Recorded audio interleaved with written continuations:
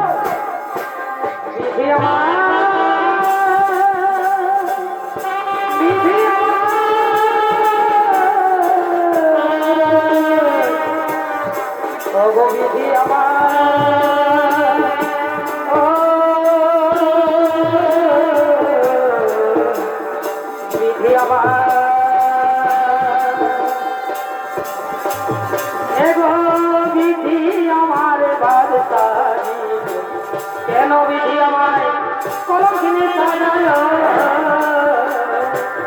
বিধি আমার বার্তা কেন বিধি আমায়